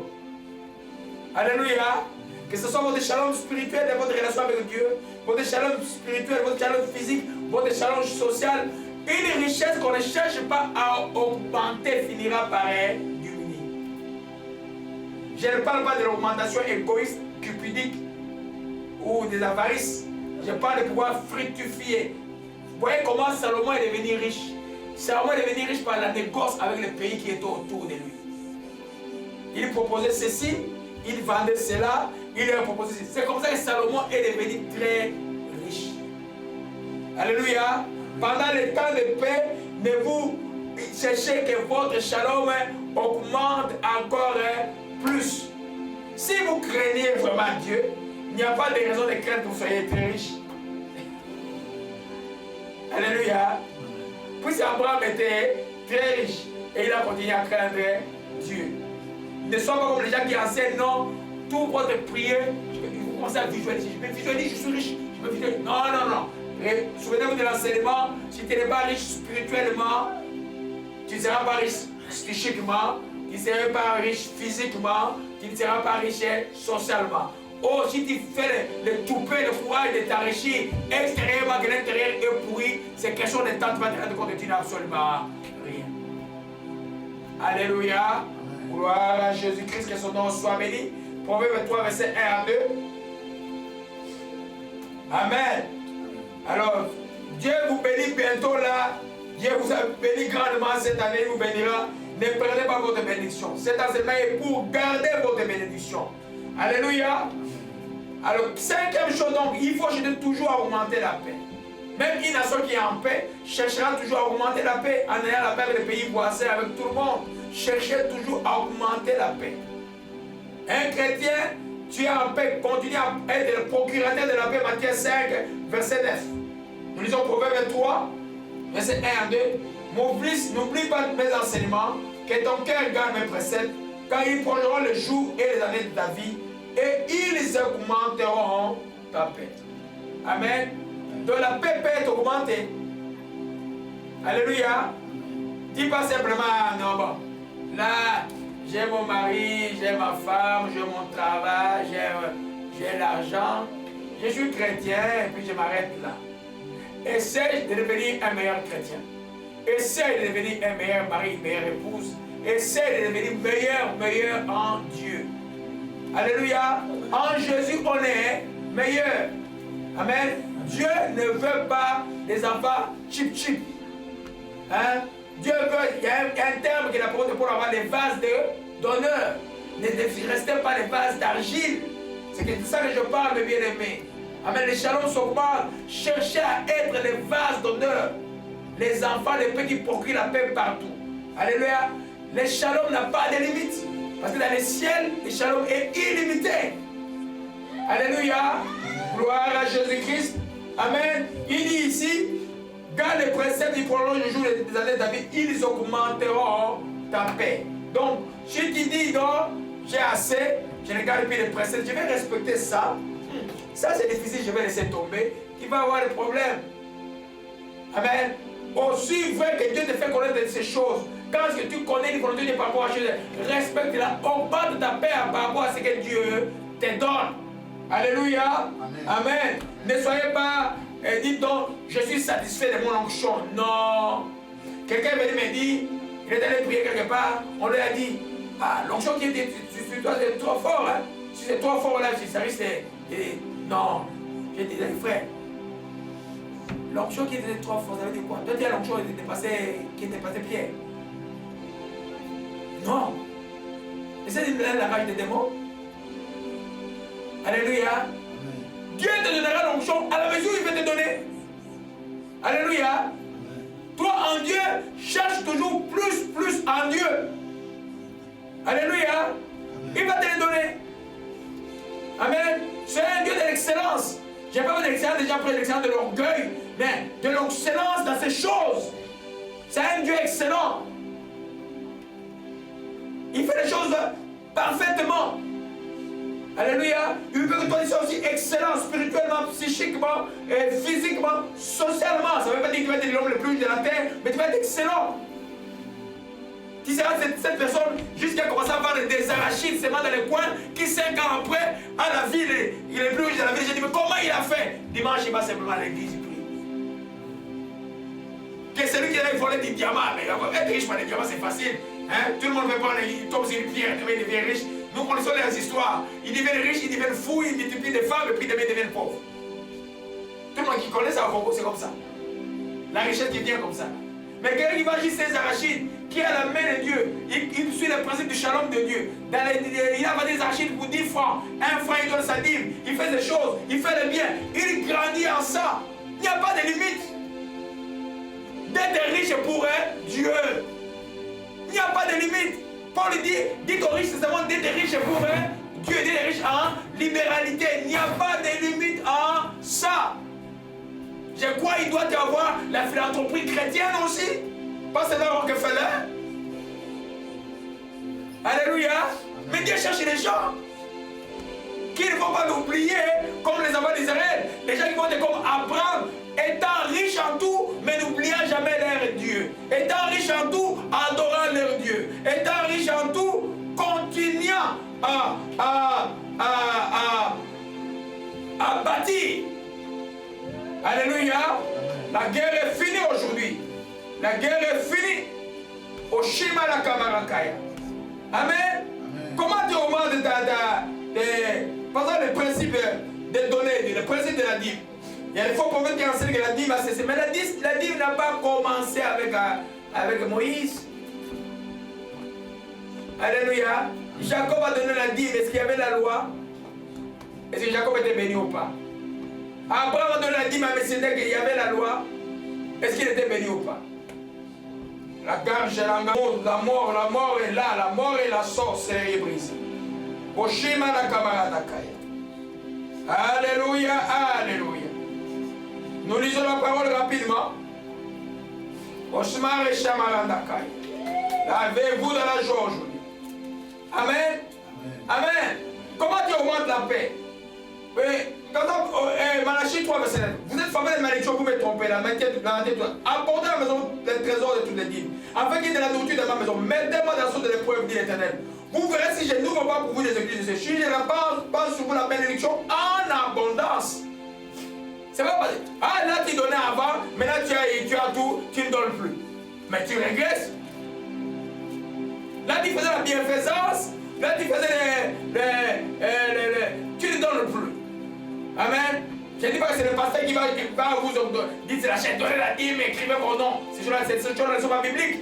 Mais toi, enfant de Dieu, quand tu es béni, sache honorer Dieu avec les prémices de tout ton revenu. La Bible dit quoi dans Proverbe chapitre 3? Gloire à Jésus-Christ.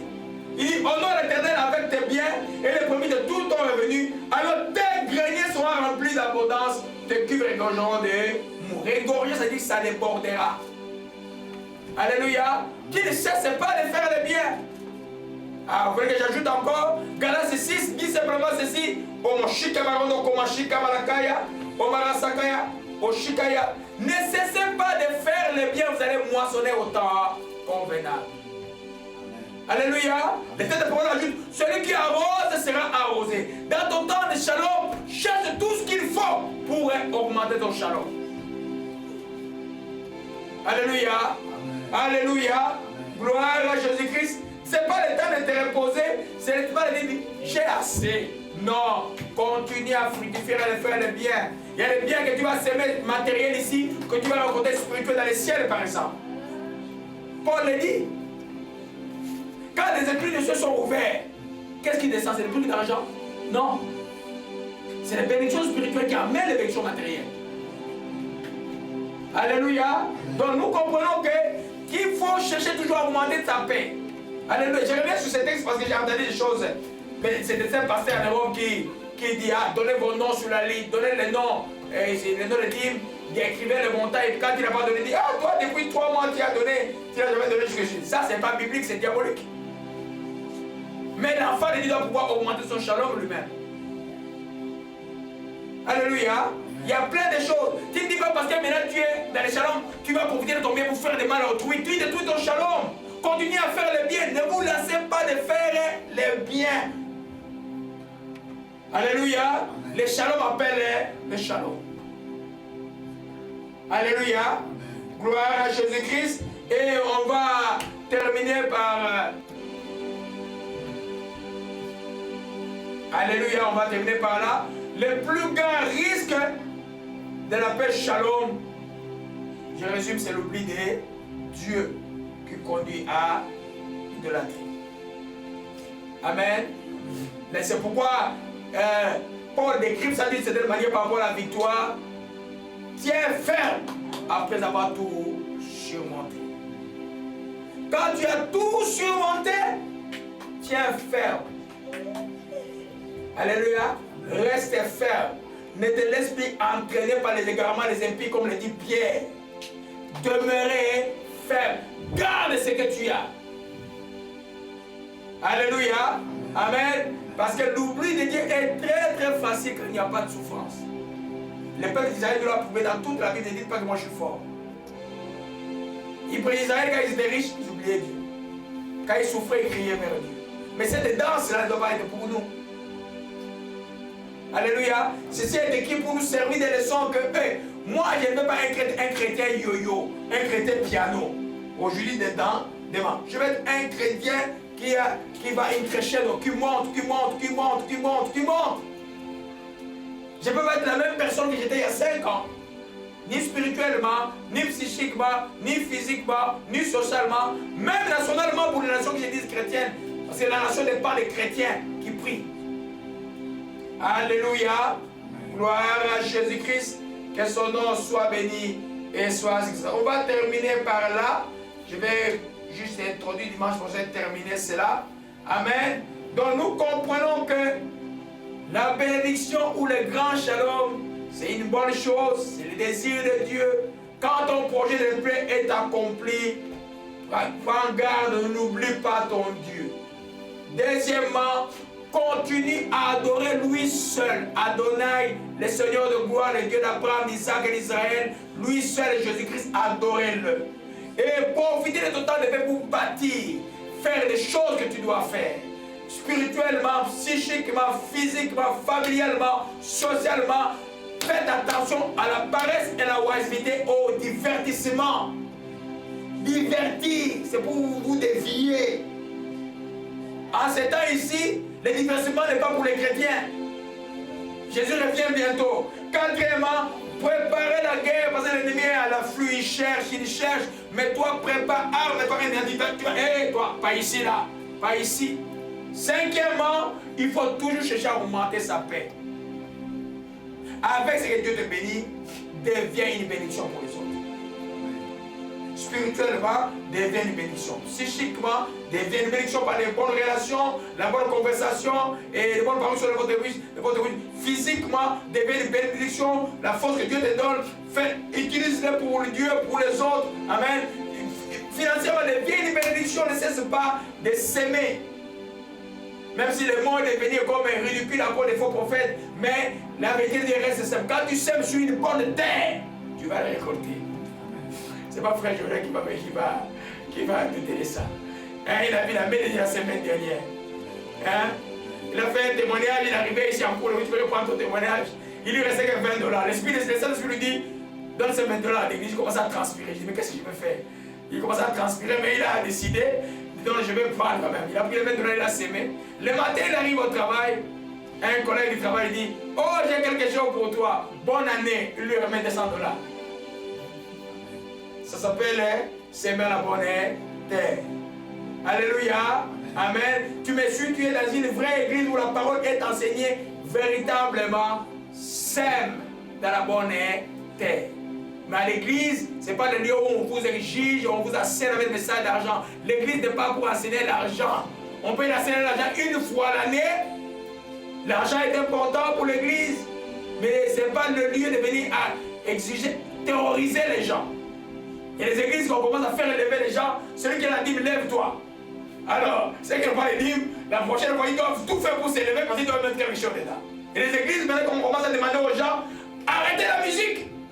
Parce qu'on va donner les dîmes maintenant. Pour attendre qu'ils vont donner les pièces au pas.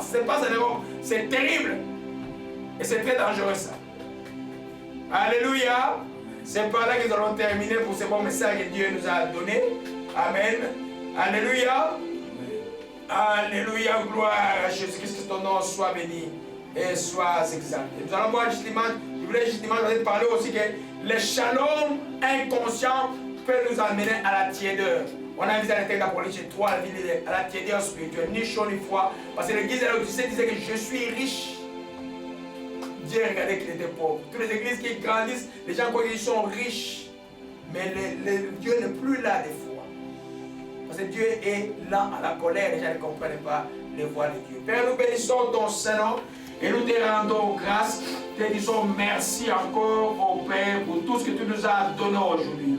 Nous te rendons là pour ces grandes bénédictions qui nous arrivent spirituellement, psychiquement, physiquement, familialement, le mariage de nos enfants au Père Céleste, tout ce que tu accordes dans cette année au Père, l'abondance de toutes sortes qui est bon au milieu de la précarité qu'il y a dans ce monde, les transferts au Père, les annonces justes que tu opères dans ton église au Père de grâce. Père, nous glorifions ton nom pour tes choses. Nous demandons une seule chose, ô Père, que nous ne puissions pas t'oublier de les grâces.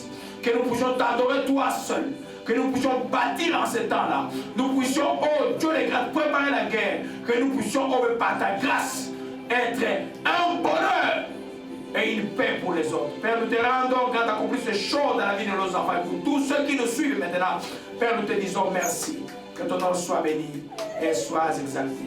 Au nom de Jésus-Christ, nous t'avons ainsi prié. Amen.